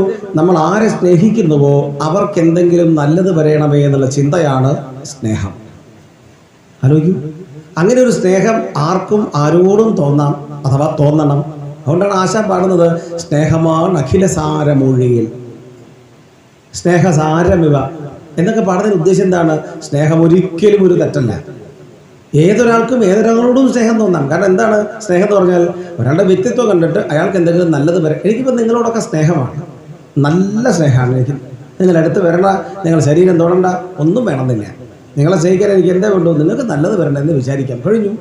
സാധിക്കുന്ന നല്ല കാര്യങ്ങൾ എന്തെങ്കിലുമൊക്കെ ചെയ്യാൻ തോന്നും, അത് തന്നെ സ്നേഹം. ബാക്കിയുള്ളതൊക്കെ ശേഷം കാമപ്രവൃത്തമാം. ശരീരം അടുത്ത് കിട്ടുമ്പം തൊട്ട് നോക്കാൻ തോന്നും, പിച്ച് നോക്കാൻ തോന്നും. ശരീരം അകന്നു പോകുമ്പം സ്നേഹം കുറയും, അത് കാമമാണ്. ശരീരം അടുത്ത് കിട്ടിക്കഴിഞ്ഞാൽ കുറഞ്ഞു പോകുന്നതും ശരീരം അടുത്ത് കിട്ടുന്ന കൂടുന്നതും രണ്ടും സംഭവിക്കും. ശരീരം അടുത്ത് കിട്ടുന്നത് വരെ കിട്ടണമെന്ന് വിചാരിക്കും. എപ്പോഴും ഏത് രൂപത്തിലും ഉപയോഗിക്കാൻ പാകത്തിന് കിട്ടിക്കഴിഞ്ഞാൽ കുറഞ്ഞു പോകും, അത് കാമമാണ്. ഇപ്പം സ്നേഹം എന്ന് പറഞ്ഞാൽ എന്തേ അർത്ഥമുള്ളൂ? സ്നേഹം എന്ന് പറഞ്ഞാൽ നമ്മൾ ആരെ സ്നേഹിക്കുന്നുവോ അവർക്ക് എന്തെങ്കിലും നല്ലത് വരയണമേ എന്നുള്ള ചിന്തയാണ്. ആ സ്നേഹമാണ് അച്ഛന് മക്കളോട് ഉണ്ടാവേണ്ടത്, മക്കൾക്ക് അച്ഛനോട് ഉണ്ടാവേണ്ടത്. ഒന്നും ഇങ്ങോട്ട് പ്രതീക്ഷിക്കരുത്, അങ്ങോട്ട് സ്നേഹിക്കുക. അത് പറ്റുമോ? അതാണ് സ്നേഹം. അതുകൊണ്ടാണ് ഇംഗ്ലീഷിൽ പറയും love can open present doors എന്ന് പറയും. കൽത്തുറങ്കിൻ്റെ അറകളെ പോലും തുറക്കാനുള്ള കഴിവുണ്ട് യഥാർത്ഥമായ സ്നേഹത്തിന്. ഇങ്ങോട്ടൊന്നും പ്രതീക്ഷിക്കുന്നില്ല. ഇങ്ങോട്ട് പ്രതീക്ഷിച്ചിട്ടുള്ളതാണെങ്കിൽ അത് കാമമാണെന്ന് അർത്ഥം. ശരി, ആ സ്നേഹമാണ് അഹിംസ. ഇനി അടുത്തത് ബ്രഹ്മചര്യം. ബ്രഹ്മചര്യം എന്ന് പറഞ്ഞാൽ വാക്ക് കേൾക്കുമ്പോഴേക്കും ആൾക്കാർ വിചാരിക്കുക കല്യാണം കഴിക്കാണ്ടിരിക്കുക ആണ് വിചാരിക്കും. ബ്രഹ്മചര്യം എന്നുള്ള വാക്കിന് പല അർത്ഥങ്ങളുണ്ട്. നോക്കൂ, ആശ്രമ വ്യവസ്ഥയിൽ ആദ്യത്തേത് ബ്രഹ്മചര്യമാണ്. ബ്രഹ്മചര്യം, ഗൃഹസ്ഥാശ്രമം, വാനപ്രസ്ഥം, സന്യാസം. അപ്പോൾ അവിടെ ബ്രഹ്മചര്യം എന്ന് പറഞ്ഞാൽ അർത്ഥം ആദ്യത്തെ 25 വർഷം, 100 വർഷമുള്ള മനുഷ്യ ആയുസിൻ്റെ ആദ്യത്തെ 25 വർഷമാണ് ബ്രഹ്മചര്യം. അതിനർത്ഥം വിദ്യാഭ്യാസം എന്നാണ്. അപ്പം അറിവിന് വേണ്ടിയുള്ള പരിശ്രമം എന്ന് ഒരർത്ഥം. ഈ കല്യാണം കഴിച്ചിട്ടുള്ള ഭാര്യയ്ക്കും ഭർത്താവിനും ബ്രഹ്മചര്യം പാലിക്കാം. വിഹിതങ്ങളായ സമയത്ത് മാത്രം ഭാര്യാഗമനം ചെയ്യുന്ന പുരുഷൻ, അദ്ദേഹം ബ്രഹ്മചാരിയാണ് എന്ന് പറയും. വലിയൊരു വാക്കാണ് ബ്രഹ്മചര്യം. കൂടുതൽ മനസ്സിലാക്കാൻ ശ്രമിക്കാം. ശരി, അടുത്തത് ത്യാഗം. എന്താ ത്യാഗം എന്ന് പറഞ്ഞാൽ? ഉപേക്ഷിക്കലാണ് ത്യാഗം. ഉപേക്ഷിക്കലാണ് ത്യാഗം. ത്യാഗമാണ് ഭാരതീയ സംസ്കാരത്തിൻ്റെ ഏറ്റവും പ്രധാനപ്പെട്ട ഒരു വാക്ക്, ഒരു ആശയം. ഭോഗമല്ല, ത്യാഗമാണ്. ചിലതൊക്കെ വിട്ടുകൊടുക്കലാണ് സ്നേഹം, ചിലതൊക്കെ ഉപേക്ഷിക്കലാണ് സ്നേഹം. അതെപ്പോഴും ഉണ്ടായിരിക്കണം. ഞാൻ ഇന്നലെ ഇവിടെ പറഞ്ഞു, നോക്കൂ, നരകം പറയുമ്പോൾ പറഞ്ഞില്ലേ എത്ര പേരുടെ ത്യാഗം കൊണ്ടാണ് നമ്മൾ ഒരു മണിക്കൂർ ഒരു ദിവസം നമ്മുടെ ജീവിതം മുന്നോട്ട് കൊണ്ടുപോകുന്നത്. എത്ര പേരുടെ സേവനം വേണം, എത്രയോ പേര് അങ്ങനെ സേവിക്കുന്നുണ്ടാണ് നമുക്ക് ജീവിതം മുന്നോട്ട് കൊണ്ടുപോകാൻ പറ്റുന്നത്. അങ്ങനെ ഒരു ജീവിതത്തിൽ നാം എന്ത് ത്യജിക്കുന്നു, നമ്മൾ എന്താ ചെയ്യുന്നത് ഈ ലോകത്തിന് വേണ്ടി ആലോചിക്കണം. നമ്മളെ കൊണ്ടാവുന്നത് നമുക്കും ത്യജിക്കാം. അതാണ് ത്യാഗം എന്ന് പറയുന്നത്. ഏറ്റവും അധികമുള്ളതെങ്കിലും നമ്മൾ ആർക്കെങ്കിലും കൊടുക്കാൻ ശ്രമിക്കണം. അതാണ് ത്യാഗം. പക്ഷേ മനുഷ്യൻ്റെ ക്രൂരമായ ചില നടപടികൾ ആവശ്യമില്ലെങ്കിലും അതിങ്ങനെ കൂട്ടിവെക്കും. ആർക്കെങ്കിലും കൊടുക്കണമെന്ന് തോന്നുമ്പോഴും അങ്ങനെ കൊടുക്കണ്ട എന്ന് തോന്നും. നിങ്ങൾ വിശ്വസിക്കുമെന്നറിയില്ല, ഒരിക്കലും ഒരു പ്രൊഫസർ അദ്ദേഹത്തിൻ്റെ കയ്യിൽ ധാരാളം പുസ്തകം ഉണ്ടായിരുന്നു. അദ്ദേഹത്തിന് ട്രാൻസ്ഫർ കിട്ടിയിട്ട് പോവുകയാണ്. അപ്പോൾ എന്തോ കാരണം കൊണ്ട് അദ്ദേഹത്തിന് ഈ പുസ്തകമൊന്നും കൊണ്ടുപോകാൻ പറ്റുന്നില്ല, കൂടെ കൊണ്ടുപോകാൻ പറ്റുന്നില്ല. അദ്ദേഹത്തിന് ബോധ്യമായി. അദ്ദേഹം ഈ പുസ്തകമൊക്കെ അദ്ദേഹം താമസിക്കുന്ന ഹോസ്റ്റലിൻ്റെ മുമ്പിൽ മുറ്റത്തിട്ടിട്ട് കൂട്ടിയിട്ട് കത്തിക്കുകയാണ്. പുസ്തകം കൂട്ടിയിട്ട് കത്തിക്കുന്നു. അപ്പോഴാണ് തീ കണ്ടിട്ട് തൊട്ടപ്പുറത്ത് താമസിക്കുന്ന ഇദ്ദേഹത്തിൻ്റെ ക്ലാസ്സിൽ പഠിക്കുന്ന ഒരു സ്റ്റുഡൻറ്റ് വന്നിട്ട് ഈ കത്തിക്കൊണ്ടിരിക്കുന്ന തീയിൽ നിന്നും 2 പുസ്തകം വടി കൊണ്ട് തട്ടി നീക്കിയിട്ടു.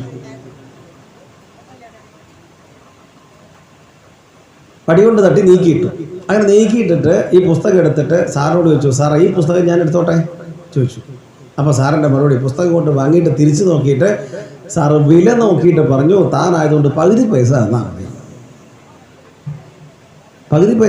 എൻ്റെ ക്ലാസ്സിൽ പഠിക്കുന്ന കുട്ടിയാണല്ലോ, അറിയുന്ന ആളാണല്ലോ, അതുകൊണ്ട് 2 മിനിറ്റ് ഞാൻ കത്തിപ്പോകുന്ന സാധനമാണ്. എന്നിട്ട് പോലും ഈ മഹാഭാവിക്ക് അത് വെറുതെ കൊടുക്കാൻ തോന്നില്ലല്ലോ. എന്താ വിഷയം? എന്തായിരിക്കാം സാറിൻ്റെ വിഷയം? സാറ് വിചാരിക്കുന്നത് ഞാൻ പുസ്തകം വില കൊടുത്ത് വാങ്ങിയതാണ് എനിക്ക് വേണ്ടി, നിനക്ക് വേണോ നീ വാങ്ങണം, എൻ്റെ പുസ്തകം കണ്ടാണോ നീ പഠിക്കാൻ തുടങ്ങുന്നത്? ഈ ഒരു ചിന്തയ്ക്ക് ഇപ്പോൾ ഇയാളുടെക്കെതിരെ കേസെടുക്കാൻ വല്ല വകുപ്പുണ്ടോ? ഇന്ത്യൻ പീനൽ കോഡിൽ ഇയാൾക്കെതിരെ വല്ല വകുപ്പുണ്ടോ? ഒന്നുമില്ല. അപ്പോൾ ഇതാണ് മനുഷ്യൻ്റെ വിഷയം. ആവശ്യമില്ലെങ്കിൽ പോലും ഒരാൾക്കും കൊടുക്കില്ല. ക്രൂരമാണ് പലരും. നമ്മളിത് ചിന്തിക്കില്ല, കാരണം നമ്മളിങ്ങനെ വിചാരിക്കില്ല. അവിടെ നമുക്കിത് അത്ഭുതം തോന്നും. പണ്ടൊരിക്കലും ഒരാൾ ചൂട്ട് എന്ന് പറഞ്ഞാൽ അറിയില്ലേ, ചൂട്ടും കത്തിച്ച് ഇങ്ങനെ പോയിക്കൊണ്ടിരിക്കുക രാത്രി. അപ്പോൾ ഒരാൾ വെളിച്ചമൊന്നുമില്ലാതെ ഇയാളുടെ ചോദിച്ചു, ഞാനും കൂടി ഈ ചൂട്ടിൻ്റെ വെളിച്ചത്തിൽ വന്നോട്ടെ ചോദിച്ചു. അയാൾ എന്തെന്നറിയോ, ചൂട്ട് കത്തി കളഞ്ഞു. ഞാനും ഇട്ടത്ത് പോയിക്കൊള്ളാം, എൻ്റെ ചൂടിൻ്റെ വെളിച്ചത്തിൽ നീ വരണ്ട. എന്ത് ചെയ്യും? ഞാനും കൂടി ഇട്ടത്ത് തപ്പിത്തറഞ്ഞ് വീണോളാം, എന്നാലും എൻ്റെ ചൂട്ടിൻ്റെ വെളിച്ചത്തിൽ നീ വരണ്ട. ഇതാണ് മനുഷ്യൻ. അപ്പം അങ്ങനെയുള്ള ക്രൂരമായ ചിന്താഗതിയുള്ള ആൾക്കാരുണ്ട്. ഇവരൊന്നും തെറ്റിയെന്ന് പറയാൻ പറ്റില്ല. കാരണം നീ ചൂട്ടും കൊണ്ട് വരണമായിരുന്നു, ഞാൻ വരുമെന്ന് വെച്ചിട്ടാണോ നീ വരുന്നത്? ഇതാണ് സങ്കല്പം, ഈ ബോധമാണ്. അങ്ങനെ വരുമ്പം അവർക്കതിലൊന്നും നടപടിയെടുക്കാൻ ഒരു വകുപ്പുമില്ല. ഇതൊക്കെ മനുഷ്യൻ്റെ ധർമ്മബോധം കൊണ്ട് തോന്നേണ്ടതാണ്. അപ്പം അതുകൊണ്ട് എന്ത് ചെയ്യാം, അധികമായിട്ട് എന്തെങ്കിലും ഉണ്ടെങ്കിൽ ത്യാഗം ചെയ്യേണ്ടതാണ്. ഷിബി ചക്രവർത്തിയുടെ ത്യാഗം, എത്ര പേര് ത്യാഗം ചെയ്തു? ചെറിയൊരു കാര്യം ചിന്തിച്ച് നോക്കൂ. ഈ ഐൻസ്റ്റീനെ പോലെയുള്ള ശാസ്ത്രജ്ഞന്മാരൊക്കെ ഓരോ കണ്ടുപിടുത്തങ്ങൾ നടത്തുമ്പോൾ ലോകത്തുള്ള എല്ലാവരും കൈകൊട്ടിക്കൊണ്ട് കേമം എന്ന് പറഞ്ഞോ. ചെറിയ പരാജയങ്ങൾ ഉണ്ടാകുമ്പോൾ പോലും ഭീകരമായിട്ട് മതത്തിൻ്റെ ആൾക്കാരൊക്കെ പരിഹസിച്ചു, കുറ്റപ്പെടുത്തി. അപ്പോൾ ഇവർ വിചാരിക്കുകയാണ്, എന്തിനാണ് ഞാനിതിന് പോകുന്ന കാര്യം, ഞാനും എൻ്റെ ഭാര്യയും മക്കളെ സുഖമായിട്ട് ജീവിച്ചാൽ മതി എന്ന് വിചാരിച്ച് പോയിരുന്നുവെങ്കിൽ ഇന്ന് നമ്മൾ അനുഭവിക്കുന്ന പല സൗകര്യങ്ങളും ഉണ്ടാകുമായിരുന്നില്ല. അങ്ങനെ വരുമ്പം അവരെന്ത് ചെയ്തു? അവരുടെ സമയത്തെ, അവരുടെ ബുദ്ധി, അവരുടെ ആരോഗ്യത്തെ ഒക്കെ ലോകത്തിന് വേണ്ടിയിട്ട് സമർപ്പിച്ചു. അതുകൊണ്ടാണ് നമ്മൾ ഇന്ന് കുറച്ചും കൂടി സുഖമായിട്ട് ജീവിക്കുന്നത്. അങ്ങനൊരു ജീവിതത്തിൽ, അങ്ങനൊരു ലോകത്തിൽ നമുക്ക് എന്തെങ്കിലുമൊക്കെ ത്യാഗം ചെയ്യാൻ വേണ്ടി ശ്രമിക്കണം. സമ്പത്ത് ത്യാഗം ചെയ്യാം, വസ്ത്രം കൊടുക്കാം, ഭക്ഷണം കൊടുക്കാം. ഇനി നല്ല ചിന്തകൾ പ്രകടിപ്പിക്കാൻ വേണ്ടി നമ്മുടെ സമയം മാറ്റിവെക്കാം, സദ്ഗ്രന്ഥങ്ങൾ വായിക്കാം. ഇതൊക്കെ ത്യാഗമാണ്. അതുകൊണ്ട് ത്യാഗം എപ്പോഴും സ്വാധ്യായം എന്ന് പറഞ്ഞാൽ പഠിക്കലും പഠിപ്പിക്കലുമാണ്. വളരെ പ്രധാനപ്പെട്ടൊരു വാക്കാണ്, ഒരിക്കലും മറക്കാൻ പാടില്ലാത്തൊരു വാക്കാണ് സ്വാധ്യായം. അതായത് വിദ്യാഭ്യാസം കഴിഞ്ഞ് നാട്ടിലേക്ക് തിരിച്ചു പോകുന്ന ശിഷ്യനോട് ഗുരുനാഥൻ പറയുന്നൊരു വാക്കുണ്ട്, മാതൃദേവോഭവ, പിതൃദേവോഭവ, ആചാര്യദേവോഭവ, അതിഥിദേവോഭവ, സ്വാധ്യായാന്മാ പ്രമദിതവ്യം, കുശലാന്മാ പ്രമദിതവ്യം, പ്രജാതന്തും മാം വ്യവച്ഛേത്സീഹി എന്ന് പറയും. ഇതാണ് ഉപദേശം. ആദ്യത്തെയൊക്കെ നമുക്കറിയാം, അമ്മയെ ഈശ്വരനെ പോലെ കാണണം, അച്ഛനെ ഈശ്വരനെ പോലെ കാണണം, അതിഥിയെ ബഹുമാനിക്കണം ഒക്കെയാണ്. അടുത്തതായിട്ട് പറഞ്ഞ പ്രധാനപ്പെട്ട ആശയം, സ്വാധ്യായത്തിൽ നിന്ന് പുറകോട്ട് പോകരുതേ. സ്വാധ്യായം എപ്പോഴും ചെയ്യണം എന്ന് പറഞ്ഞു. എന്താ സ്വാധ്യായം? പഠിക്കലും പഠിപ്പിക്കലുമാണ്. അപ്പോൾ വിദ്യാഭ്യാസം കഴിഞ്ഞു പോകുന്നൊരു കുട്ടിയോടായി പറയുന്നത്. അപ്പോൾ ഇനിയും പഠിച്ചുകൊണ്ടേയിരിക്കണം. പഠനം ഒരിക്കലും അവസാനിക്കുന്നതല്ല. എന്തൊക്കെ കാര്യങ്ങൾ പഠിക്കാൻ കഴിയുന്ന ഒരൊറ്റ ജീവി മനുഷ്യനാണ്. ഭാഗവതം ഏതൊരു ജീവിക്ക് മാത്രമേ വായിക്കാൻ പറ്റൂ? മനുഷ്യന് മാത്രമേ വായിക്കാൻ പറ്റൂ. മനുഷ്യനും കൂടി വായിച്ചില്ല പിന്നെ എന്തിനു കൊള്ളാം? നമ്മളല്ലേ വായിക്കേണ്ടത്, വേറെ ആര് വായിക്കും? അതുകൊണ്ട് നമ്മൾ നിർബന്ധമായിട്ട് വായിക്കണം. എന്തെങ്കിലും ഒരു പുസ്തകം വായിക്കാൻ ശ്രമിച്ചേ പറ്റൂ, ഒരു സംശയവുമില്ല, വായിക്കണം. സമയമില്ല എന്ന് പറയരുത്. ഇഷ്ടംപോലെ സമയമുണ്ട്. മുമ്പ് ഒരു 25-30 വർഷങ്ങൾക്ക് മുമ്പുള്ള ജീവിത സാഹചര്യത്തിൽ നിന്ന് മനുഷ്യൻ എത്ര പുരോഗമിച്ചു ഞാൻ ഇവിടെ പറഞ്ഞിട്ടില്ലേ? ഇന്ന് നമുക്ക് വീട്ടിൽ പശുവില്ല, ഒരുപാട് അംഗങ്ങളില്ല, ഒന്നുമില്ല, സൗകര്യങ്ങൾ അനവധി കൂടിക്കൊണ്ടിരിക്കുകയാണ്. അലക്കാനും അരക്കാനും പൊടിക്കാനും പാകം ചെയ്യാനും ഒക്കെ നമുക്ക് സൗകര്യമാണ്. എന്നിട്ട് നമുക്ക് സമയമില്ല എന്ന് പറഞ്ഞാൽ എനിക്കെവിടെ സമയം ചോദിക്കും. സമയമില്ലാത്തതുകൊണ്ടല്ല, താല്പര്യമില്ലാത്തതുകൊണ്ടാണ്, സമയത്തെ കൃത്യമായിട്ട് ഉപയോഗിക്കാത്തതുകൊണ്ടാണ്. അപ്പോൾ എന്ത് ചെയ്യണം? ഒന്നുകിൽ നാരായണീയമോ ഭഗവത്ഗീതയോ ഹരിനാമകീർത്തനമോ പൂന്താനത്തിൻ്റെ ജ്ഞാനപ്പാനയോ എന്തെങ്കിലും ഒരു പുസ്തകം ദിവസേന വായിക്കണം. വായിച്ചേ പറ്റൂ. അതെന്തുകൊണ്ട് തോന്നുന്നില്ല? എല്ലാവരുടെ വീട്ടിലും ഒരു രാമായണം ഉണ്ടാവണം, ഒരു ഭഗവത്ഗീത ഉണ്ടാവണം, ഒരു ഭാഗവതം ഉണ്ടാവണം, ഒരു ഹരിനാമകീർത്തനം ഉണ്ടാവണം, ജ്ഞാനപ്പാന ഉണ്ടാവണം. ഇതൊക്കെ വായിച്ചു നോക്കണം. 2-3 വരിയെങ്കിലും ഒരു ദിവസം അതിനു വേണ്ടി മാറ്റി വെച്ചേ പറ്റൂ. ഇനിയിപ്പോൾ ഇത് വായിക്കാൻ സമയമില്ല, വേണ്ട, യൂട്യൂബ് തുറന്നു വയ്ക്കൂ. എത്രയോ ആചാര്യന്മാരുടെ ഗംഭീര പ്രസംഗങ്ങളുണ്ട്, അതൊക്കെ കേൾക്കാൻ ശ്രമിക്കൂ. ഇങ്ങനെ അറിയാൻ ശ്രമിക്കുക. അങ്ങനെ അറിയുന്ന കാര്യം ആർക്കെങ്കിലും ഒന്ന് പഠിപ്പിക്കാൻ ശ്രമിക്കുക. ഇതാണ് സ്വാധ്യായം. ഞാനൊരു സംഭവം പറയാം. ചിദാനന്ദപുരി സ്വാമിജിയെക്കുറിച്ച് കേട്ടിട്ടില്ലേ? ചിദാനന്ദപുരി സ്വാമിജിയോട് ഒരിക്കലൊരു വീട്ടമ്മ പോയി ചോദിച്ചു, രാമായണം വായിക്കണം എന്നൊരു മോഹമുണ്ട് സ്വാമി എന്ന് പറഞ്ഞു. അപ്പോൾ സ്വാമി പറഞ്ഞു, അതിനെന്താ, വായിച്ചോളൂ. അത് പറഞ്ഞിട്ട് കാര്യമില്ല, ഭർത്താവിന് രാന്ന് കേൾക്കുമ്പോൾ ദേഷ്യമാണ്. ഭർത്താവിന് രാന്ന് കേട്ടാൽ ദേഷ്യമാണ്, പിന്നല്ലേ രാമായണം, അത്രയ്ക്ക് ദേഷ്യമാണ്. അത് നോക്കണ്ട, വായിച്ചോളൂ. അപ്പോൾ സ്വാമിയോട് ചോദിച്ചു, എപ്പോൾ വായിക്കണം? നല്ല വെളിച്ചമുള്ളപ്പം വായിക്കാം, രാവിലെ ഉച്ചയ്ക്ക് നിലവിളക്ക് ഇതൊന്നുമില്ല, നല്ല വെളിച്ചമുള്ളപ്പം വായിച്ചോളൂ എന്ന് പറഞ്ഞു. സ്വാമിജിയുടെ യൂട്യൂബ് ചാനൽ ഇപ്പോഴും ഉണ്ട്. ഇത് ഞാൻ പറയുന്നതല്ല, അദ്ദേഹം നേരിട്ട് പറയുന്നത് നമുക്ക് കേൾക്കാം. അദ്വൈതാശ്രമം എന്ന യൂട്യൂബ് ചാനൽ സെർച്ച് ചെയ്ത് നോക്കുള്ളൂ, അതിൽ കാണാം. അപ്പോൾ പറഞ്ഞു, ഈ വീട്ടമ്മ പോയിട്ട് രാമായണം വായിക്കാൻ തുടങ്ങി. ഭർത്താവ് എന്ത് ചെയ്യും? കഴുകി വെച്ച പാത്രമൊക്കെ നിലത്തേക്ക് ശബ്ദം ഉണ്ടാക്കും, TV വലിയ ശബ്ദത്തിൽ തുറന്നു വയ്ക്കും. ഇതൊക്കെയാണ് ഭർത്താവിൻ്റെ കലാപരിപാടി. ഇത് പോയി പറഞ്ഞു സ്വാമിയോട്. സ്വാമിജി പറഞ്ഞു, നോക്കണ്ട, വായിച്ചോളൂ എന്ന് പറഞ്ഞു. വായന നിർത്തണ്ടെന്ന് വായിച്ചുകൊണ്ടിരുന്നു. കുറച്ച് ദിവസം കഴിഞ്ഞപ്പോൾ, ഏതാണ്ട് ഒരു മാസമൊക്കെ കഴിഞ്ഞപ്പോൾ, താഴെ ഇടുന്ന പാത്രത്തിൻ്റെ എണ്ണമൊക്കെ കുറഞ്ഞു, TVയുടെ ശബ്ദം നല്ലോണം കുറഞ്ഞിട്ടുണ്ട്. ഇപ്പം സത്യം, കഥയല്ല, നടന്ന കാര്യമാണ്. അങ്ങനെ മുന്നോട്ട് പോയിക്കൊണ്ടിരുന്നു. ഒരു 1-2 മാസം കൂടി കഴിഞ്ഞപ്പോൾ 4 കാലിലും 3 കാലിലും കയറി വരുന്ന മകൻ ഇപ്പോൾ 2 കാലിൽ വരുന്നുണ്ട്. സ്വാമിജിയോട് പറയുകയാണ് ഈ അമ്മ, നല്ലത്, സന്തോഷം, വായിക്കൂ, വായന നടക്കട്ടെ. അപ്പോൾ ഒരു ദിവസം മുഴുവൻ ഇരുന്ന് വായിക്കുകയല്ല ചെയ്യുന്നത്. ഈ വീട്ടമ്മ ചെയ്യേണ്ട കാര്യങ്ങളൊക്കെ ചെയ്യുന്നു, സമയം കിട്ടുമ്പോൾ കുറച്ച് നേരം വായിക്കുന്നു. എല്ലാവരും വന്നിരിക്കൂ, ഞാൻ വായിക്കാൻ പോവാണ്, അങ്ങനെയൊന്നും പറയുന്നില്ല. അവർ വായിച്ചുകൊണ്ടിരിക്കുന്നു മാത്രം. കുറച്ചുകൂടി കഴിഞ്ഞപ്പം ഈ ഭർത്താവ് അപ്പുറത്തെ റൂമിൽ ഇരുന്നിട്ട് ശ്രദ്ധിക്കുന്നുണ്ടെന്ന് മനസ്സിലായി ഈ ഭാര്യയ്ക്ക്. കുറച്ചുകൂടി കഴിഞ്ഞപ്പം ഈ ആള് അടുത്ത് വന്നിരിക്കാൻ തുടങ്ങി കസേരയിൽ. നടന്ന കാര്യമാണ്, കഥയല്ല. അടുത്ത് വന്നിരുന്നു. പിന്നെ 2 പേരും അടുത്തിരുന്നിട്ട് നിലവിളക്ക് കത്തിച്ച് വെച്ച് മനോഹരമായിട്ട് വായിക്കാം. ജീവിതം സ്വർഗ്ഗതുല്യമായി തീർന്നു. എന്തേ ചെയ്യുന്നുള്ളൂ? രാമായണം വായിക്കുക. കുറച്ച് സമയം രാമായണം വായിക്കുക മാത്രം ചെയ്തുകൊണ്ടിരുന്നു. ഈ വിവരം പോയി പറഞ്ഞു സ്വാമിജിയോട്. സ്വാമിജി, സന്തോഷമാണിപ്പോൾ, ഒരു ദുഃഖമില്ല, ഒരു പ്രശ്നമില്ല. ഞാൻ പറയുമ്പോഴത്തേക്കും മക്കൾക്കും ഭാര്യയ്ക്കും ഭർത്താവിനൊക്കെ മനസ്സിലാവും, അവരെന്നോട് തർക്കിക്കാൻ വരില്ല, എനിക്ക് വലിയ ബഹുമാനം കിട്ടുന്നുണ്ട്, നല്ല സന്തോഷം എന്ന് പറഞ്ഞു. അപ്പോൾ സ്വാമിജി പറഞ്ഞു, രാമായണം വായിക്കുന്നത് ഇനി നിർത്തിക്കോളൂ എന്ന് പറഞ്ഞു. ഇനി വായിക്കണ്ട, നിർത്തിക്കോളൂ എന്ന് പറഞ്ഞു. അപ്പോൾ ഈ അമ്മയ്ക്ക് ആകെപ്പാടെ കരച്ചിൽ വന്നു. അങ്ങനെ പറയരുത്, രാമായണം വായിച്ചോണ്ടാണ് ഇത്രയും ഗുണം ഉണ്ടായത്, ഇനി വായിക്കാൻ നിർത്താൻ പറയരുത്, ഞാനത് വായിക്കും. എന്നോട് ചോദിച്ചിട്ട് വായിക്കാൻ തുടങ്ങിയതാണെങ്കിൽ ഞാൻ പറയുമ്പോൾ നിർത്തണം, നിർത്തിക്കോളൂ, നിർത്തിയേ പറ്റുള്ളൂ. വലിയ സങ്കടം ഉണ്ടായി. ഏതായാലും പോയി. പിറ്റേന്ന് രാമായണം വായിക്കേണ്ട സമയമാകുമ്പോൾ ഈ ഭർത്താവ് ചോദിക്കുകയാണ്, എന്താ രാമായണം വായന ഇല്ലേ എന്ന് ചോദിക്കുകയാണ്. എന്താ രാമായണം വായിക്കാത്തതെന്ന് ചോദ്യം. അപ്പോൾ ഈ അമ്മ പറഞ്ഞു, സ്വാമിജി പറഞ്ഞിട്ടുണ്ട് വായിക്കേണ്ടെന്ന്, അതുകൊണ്ടാണ് വായിക്കാത്തത്. സ്വാമിജി അങ്ങനെ പറഞ്ഞു. സ്വാമിജി പറഞ്ഞോ നോക്കണ്ട, രാമായണം വായിക്കൂ. ഭർത്താവ് പറയുക, എന്തായിരുന്നു ആദ്യം? അപ്പോൾ ഈ അമ്മ പറഞ്ഞു, ഞാൻ വായിക്കില്ല, സ്വാമിജി പറഞ്ഞാലേ ഞാൻ വായിക്കൂ, സ്വാമിജി വായിക്കേണ്ടെന്ന് പറഞ്ഞാൽ ഞാൻ വായിക്കില്ല. ഉറപ്പിച്ച് പറഞ്ഞപ്പോൾ നീയും നിൻ്റെ ഒരു സ്വാമിജിയും എന്ന് പറഞ്ഞിട്ട് ഇയാളിരുന്ന് രാമായണം വായിക്കാൻ തുടങ്ങിയതാണ്. ഇതാണ് കഥ. അപ്പോൾ ഇങ്ങനെയാണ് ജീവിതത്തിൽ മാറ്റം ഉണ്ടാകുന്നത്. നമ്മൾ ഈ പറച്ചിൽ നിർത്തിയിട്ട് നമ്മൾ എന്തെങ്കിലുമൊക്കെ ചെയ്യാൻ തുടങ്ങും. അങ്ങനെ ചെയ്യാൻ തുടങ്ങിക്കഴിഞ്ഞാൽ ഭർത്താവിന് നമ്മളോട് ബഹുമാനം തോന്നും, ഭാര്യയ്ക്ക് നമ്മളോട് ബഹുമാനം തോന്നും, മക്കൾക്ക് നമ്മളോട് ബഹുമാനം തോന്നും. ഇപ്പം എന്തിനാ ബഹുമാനിക്കേണ്ടത്? എന്ത് കണ്ടിട്ടാണ് ബഹുമാനിക്കേണ്ടത്? ഭക്ഷണം ഉണ്ടായി കൊടുക്കുന്നതിൻ്റെ പേരിലോ, അല്ലെങ്കിൽ മക്കൾക്ക് പുസ്തകവും വസ്ത്രവും വാങ്ങി കൊടുക്കുന്നതിൻ്റെ പേരിൽ മാത്രമോ? എന്തിനാണ് ബഹുമാനിക്കേണ്ടത്? ബഹുമാനം തോന്നണമെങ്കിൽ ബഹുമാനിക്കത്തക്കതായിട്ട് എന്തെങ്കിലും നമ്മളിൽ വേണം, അതുണ്ടാവണം. അതിനെന്താ വഴി? നമുക്കൊറ്റ വഴിയുള്ളൂ. ഈ വഴിയിൽ നമ്മൾ ഇങ്ങനെ ഉയർന്നു വരിക. അങ്ങനെ ഉയർന്നു വരുന്ന സമയത്ത് സ്വാഭാവികമായിട്ടും നമ്മൾ പറയേണ്ടി വരില്ല. കുടുംബം മുഴുവൻ നമ്മളെ വഴിക്ക് വരും, ലോകം മുഴുവൻ നമ്മളെ വഴിക്ക് വരും. അനുഭവിച്ചറിയേണ്ടതാണ്. അപ്പം അതുകൊണ്ട് എന്ത് ചെയ്യണം? ഏതെങ്കിലും ഒരു ഗ്രന്ഥം ദിവസവും വായിക്കാൻ ശ്രമിക്കണം. ഒരുപാട് വിലയൊന്നുമില്ല. ഭാഗവതത്തിന് എത്രയാണ് വില? എത്രയും പൈസ ഭാഗവതത്തിന്? 300 രൂപ. ഒരു കാഞ്ചീപുരത്തിന് എത്രയാണ് വില? മനസ്സിലായില്ലേ വ്യത്യാസം? ഒരു കാഞ്ചീപുരം പട്ടുസാരിക്ക് എത്രയാണ് വില? 3000 കിട്ടുമോ? 5000. 300ൻ്റെ എത്ര ഇരട്ടി? 5000. മൊബൈൽ ഫോണില്ലേ? കൂട്ടി നോക്കൂ. ഗൗരവമായിട്ട് പറയാം, ഞാൻ തമാശ പറയല്ല. 300 രൂപയ്ക്ക് ഒരു ഭാഗവതം കിട്ടും, 250 രൂപയ്ക്ക് ഒരു രാമായണം കിട്ടും. 2500 രൂപ പോരാ ഒരു കാഞ്ചീപുരത്തിന്, ഒരു നെക്ലേസിന്. ഒരു നെക്ലേസ് ഇട്ടതിൻ്റെ പേരിൽ ആരെയും ബഹുമാനിക്കുമോ? നമ്മളെ കാഞ്ചീപുരം കാമാക്ഷിയോടും ചുറ്റി നടന്നുകൊണ്ട് മാത്രം ആരും ബഹുമാനിക്കുമോ? ചിന്തിച്ചു നോക്കൂ. അതേസമയം ഇങ്ങനെ എന്തെങ്കിലും ചെറുത് ചെയ്തു തുടങ്ങിക്കഴിഞ്ഞാൽ നമുക്ക് കിട്ടുന്ന ബഹുമാനം നമ്മൾ അനുഭവിച്ചറിയണം.